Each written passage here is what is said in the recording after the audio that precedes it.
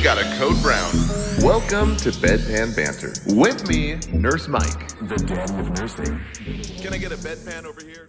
So let's talk about the transition of when Simple Nursing was going to go bankrupt. The long story of this, or short story long, is Simple Nursing kind of started as an accident. If you guys have saw the other videos of the origin story of Simple Nursing, where we kind of just made videos on a little webcam, $30 whiteboard in my dad's little library with a sock to erase the board. So it was kind of bootstrapped a little bit, actually a lot of it. It was a family affair, if you will. My brother's wife was working the phones as customer service. It was only supposed to be a 6-month gig, turned into like a 6-year gig. And then my buddy from high school was doing sales, and just anyone who called, he would talk about the program and try to get them into a membership to help them, decrease study time. And he was my carpool buddy from nursing school. Simple Nursing starts to go bankrupt around 2015 to 2018-ish. And the reason for that is because we weren't really an educational company. We were just literally a family business. And there was this book that I lived by and I loved called The 4-Hour Workweek, where the concept was if you make a business online, just set up all the automation, and then you can only work 4 hours a week. And since you work online, you can work anywhere in the world.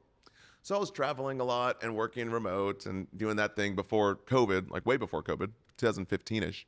And I was living my best life. But the thing that the author, Timothy Ferriss, if you're watching this, he didn't tell me that competitors will come in. And so we were the only taco truck on the street, if you will, the only real big YouTube channel for nursing.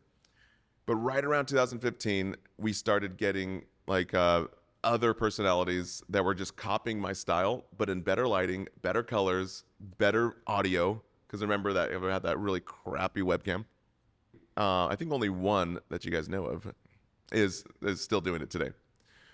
And I think the lesson for me at the time was okay, you have two choices. You can become bitter or you can become better. And so as we're watching 2015, we were decreasing 20 to 30% year over year. But the weirdest part is no one in the family, my brother's wife, my buddy from nursing school that was doing sales, my dad was our CFO, doing our accounting. No one had a concern that we were going down. It was really weird time because I'm we all got in the boardroom. I still remember this, in 2018. I'm guys, look at these numbers. They're going down. So we have a decision here. Either in the next 18 months, if this keeps on going, all of us here are going to be without a job, including me. So I'm what are we doing and why? And I give everyone a little talking stick. And the wildest part is everyone in the room, including my dad, was saying things other than helping nursing students. Oh, my brother's wife gets to work from home. My buddy from nursing school, oh yeah, this is really cool, side gig money and blah, blah, blah. And my dad, oh yeah, this will save for your retirement and we'll set you up with a Roth IRA and all this stuff. And that really hit me. It hit home because I'm the biggest question that you'll see on podcasts, especially with business or entrepreneurial stuff or self-help, is focus on the what and the why. And for me, the what and the why was to help nursing students pass nursing school and really to be something that I would use in nursing school, like the Disneyland, right? And no one around the table on the team had the answer of helping students. And that was a huge wake-up call to me. Because I'm of course we should go bankrupt. Of course we shouldn't be a business if we're not helping the end user.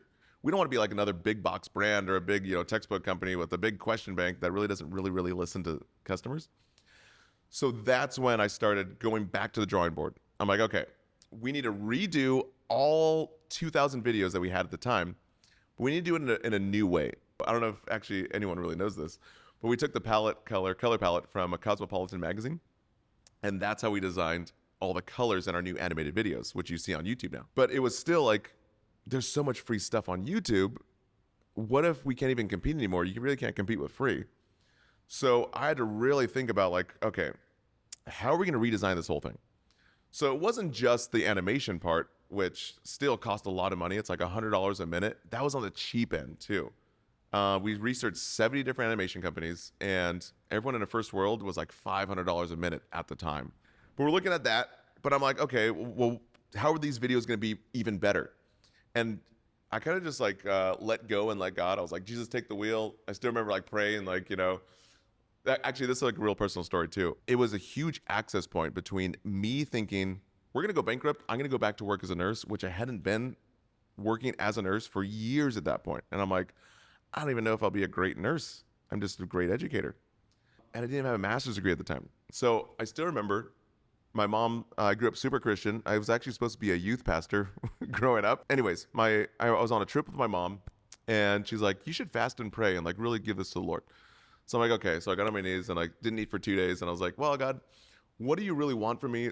How are we going to really impact students? Are we really just here just to pay bills and die and really just make money? Like, what are we doing and why? And it really just came to me like, okay, we need to get myself out of the way, get your own ego out of the way. This is not like a self-made story of like, we're going to pull it up by your bootstraps and, like an American dream.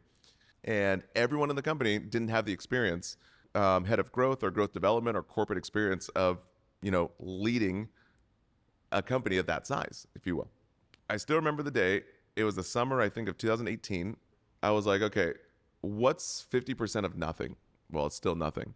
So, my God, if you become the majority shareholder of, of my part in the business, and we make you the CEO, every money we make, I'll give you over 50% into donations and nonprofits and things that are outside of myself, like charity work. And I tell you what, like 7 days later, I met my business partner, Lyman King, and I was working with a few business coaches, and we just outlined exactly what that perfect person would be. Because my business coaches would always say, like, you're only one person away from a totally different life. I'm like, okay. So we put it down, and it was like, okay, you need to be a 5-year expert in digital marketing. You needed to like manage a few $1 million in ad spend, which now obviously we didn't have a few $1 million, but it was just the experience level, right? But really the underlying underbelly of it was, not just someone with experience, but someone with grit, like willing to win at all costs and really actually being more passionate about growth and the business itself and really expanding it than I was, which is really tough to do as a business owner. You want to find other people that are really more passionate than you are. And they always call it the 3 Ps. People first, then your product, and then how you pitch it or sell it. After that come to Jesus moment, and my mom was praying for us and had her whole little mustard seeds, a little prayer group on it, Lyman King shows up, and I'm trying to talk this guy out of, helping us, because this guy is actually making really good money, a few $100,000 a year, and he has a baby on the way. And I'm like, dude, like, I don't want to wreck this guy's life. I care about him. So for 5 weeks, I'm like, dude, you don't want to take this job. Like, don't want to do this.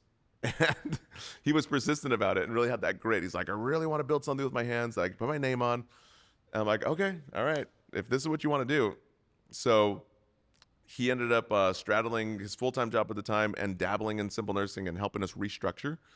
And that's how 2019, we just kind of like, for the first time after 3.5 years of losing, we stabilized. I drained my entire savings account, and I'm like, I'm going to go out with my finger on the trigger, even if no one watches these videos, or if no one's going to pay for these, or if it really helps no one. I know that I did my best, and I chose to get better and not bitter. And 2020 comes around, where we just invested a ton of money, like basically my whole savings, into this new pharmacology boot camp or pharmacology videos. And 2020 comes around, and then, man, like it's like a rocket ship. For like, I think we increased that year by like 300% because we had some of the best, newest animated videos on YouTube. But it wasn't just the animation. It was because we took 10,000 NCLEX questions and we put them in an algorithm. And it was genius too. It was basically the concept was, it was like, why do people say that certain things will be on the NCLEX when we know that they're not on the NCLEX? So for example, take any topic like heart attack, right? Myocardial infarction. There's a few videos on YouTube that are like, oh yeah, these 12 cardiac enzymes are going to be on your NCLEX. It's like, how do they really know that? So we took 5 big question banks for the NCLEX, 2,000 questions each. And then we put them into this algorithm of like, okay, out of 10,000 questions, let's focus in on myocardial infarction. Where do all the questions come from? Is it signs and symptoms? Is it treatments? What cardiac enzymes are they asking for? And only one cardiac enzyme came up time and time again, and it was troponin. So we did this evidence-based approach with a few professors from the University of Tennessee that systematized our entire video set. And it was like, we're going to teach and really get to the point on NCLEX standards and only give you the need to know information. So I think that was the biggest competitive advantage between anyone else on YouTube, not only the animation, but also the memory tricks and really the need to know topics. All right, guys, we're doing a new segment called Call Light Confessions. We're doing segments throughout this entire podcast, but this one we're answering a couple questions that people submitted to me, and we're answering them right now. So keep your eye on social media because we're going to be dripping these out. So first question, Kevin, all the way from Kenya, is what's one piece of advice that you'd give to every nursing student right now? I think the biggest piece of advice is don't be scared, be prepared. Nursing school is so systematized. It doesn't have to be this scary, confusing, daunting, mysterious thing. If you ever find yourself confused or lost, the reason why we do Simple Nursing is because I wanted to use it as a nurse. And if you simply watch one video before you study on that particular topic, we've seen it time and time again, hundreds of thousands of students in the past decade. It will decrease your study time. It'll highlight the book for you. Basically, one 8-minute video will wrap up an hour of you being lost in your textbook. So if you just literally do that one thing, we've seen students have decreased stress, decreased study time dramatically, like 60% less study time, and doubling their productivity. And a lot of students don't use it correctly. They'll like watch it before their test, and it really doesn't help as well. So I know that this is not supposed to be like a self-promotion plug, but honestly, it's one of the best things that I wish I had, and we're just trying to have other students use it. All right, Trevor H. from Portland, Oregon. What's the worst piece of nursing advice that I ever got? Med-surg. Yeah, everyone's got to be a med-surg nurse. You ever hear that before? I know I have. Okay, so how many instructors and deans and, I call them the old crusted faculty that always say, like, you got to do it the way I did it. It's like going pantyhose shopping with your grandma. It's like, well, these are sturdy, these are great. It doesn't, no, I'm like, if med-surg nursing was the only nursing, I would not be a nurse. I'll tell you that much. Because I was like born and raised in the emergency room, like on the ambulance. I'm like, I'm going to be an ER nurse, critical care. So that's the worst piece of nursing advice. You don't need to be a med-surg nurse to be a great nurse. I've seen a lot of new grads with no medical experience go into the ER, ICU, and other places.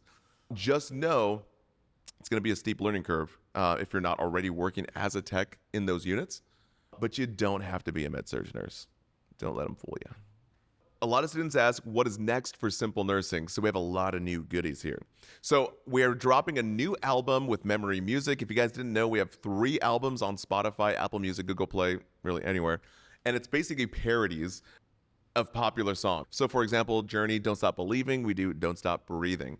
And then the liver cirrhosis song, it's beginning to look a lot like cirrhosis. It's great. So we're going to be dropping a few new songs. So please follow us on social if you want to keep up to date with the newest releases. We also have new tools. So think about this, right? Simple Nursing has helped you through nursing school, 2 years, right? A few thousand videos. Then we help you with your NCLEX with our NCLEX prep. We just released an exit prep for ATI and HESI, or really your proctor exam. But the next part is really, really cool. We have just released a new grad prep course. A lot of students were asking, what do I do after the NCLEX and how do I prepare as a new grad? So we made 30 videos where we deep dive into interviewing hiring managers from some of the top, most prestigious hospitals. And really, they drill down into like, what interview questions do you ask? Why do you ask those? What do you look for? Resume builder tips. We follow around preceptors, get their advice on where new grads mess up. And then we have so many other videos where we sit down with a new grad herself after a year of being a new grad, and also Professor Allison, who teaches new grads. And the last thing that we're working on, which I love, it's basically kind of like a Netflix for CEU. So you guys don't know this yet, or maybe you do. Continuing education units, you need, I think, 30 every 2 years, and they can be a pain in the butt. Like old case studies are dry and crusty. So I'm like, guys, like, what if we did like a streaming service, right? Kind of like Netflix, where it was like medical mystery case studies and maybe different podcasts where you can get all of your CEUs in one bundle. And also like your skills videos and everything. So that's going to be dropping soon, so please follow us. Oh, and I'm getting a call right now. Who do we have here? Diddle-a-dee. Is that from Hey, Mike. I think I'm here at the studio. Can you let me in? Natalie, what's going on? Yeah, come on down. Come on down to the front stage. All right, guys, I got to go, but we will see you next time with a very special guest. So remember, don't be scared, be prepared, and don't let the bedpan bite. Woo-wee.